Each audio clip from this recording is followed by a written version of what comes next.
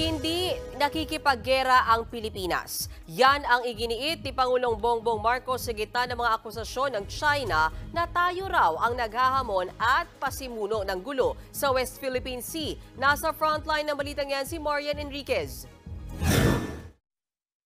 Bumisita kanina sa Mawab, Davao de Oro si Pangulong Bongbong Marcos. Pinulong niya roon ng mga sundalo ng 10th Infantry Division ng Philippine Army. Sa kanyang talumpati, iginiit ni Pangulong Marcos na hindi naghahamon ng giyera ang Pilipinas sa kahit anong bansa.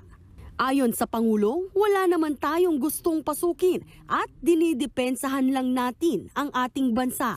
Kung nagawa raw ng ating militar na depensahan ng Pilipinas laban sa mga aniyay internal threat, tiwala ang Pangulo na magagawa rin ito ng mga sundalo sa mga banta sa labas ng bansa.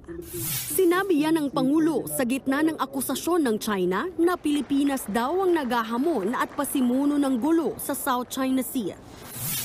Nito lang Martes naiulat ng Chinese media na sinira raw ng mga tauhan ng Philippine Navy ang fishing nets o lambat ng mga mangingisdang Chinese sa Ayungin Shoal.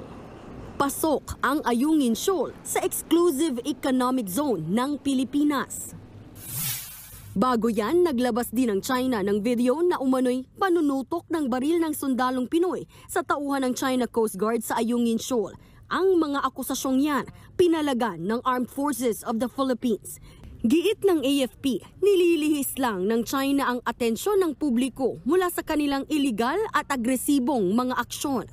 Ayon naman kay Senator Francis Tolentino, isa pa sa mga pinangangambahan ngayon ang panguhuli ng China ng mga anilay trespasser sa South China Sea simula sa June 15. Kailangan na raw itong paghandaan ng ating Department of Foreign Affairs. Sabi ko sa DFA kahapon, paghandaan nila yung mangyayari, kung ano yung mga kasong isasampa, kung sakaling manghuli ang China, kahit isang mangingisda lang, lalabagin ng China lahat ng batas.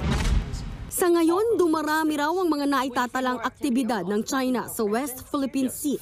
Ayon kay US Maritime Security Expert Ray Powell, palapit na rin daw ang mga barko ng China sa ating teritoryo. I think at this point what we can say is that China still believes that its best course of action is to try to escalate the Philippines off of its stance. Nagbabalita mula sa frontline, Marian Enriquez, News 5.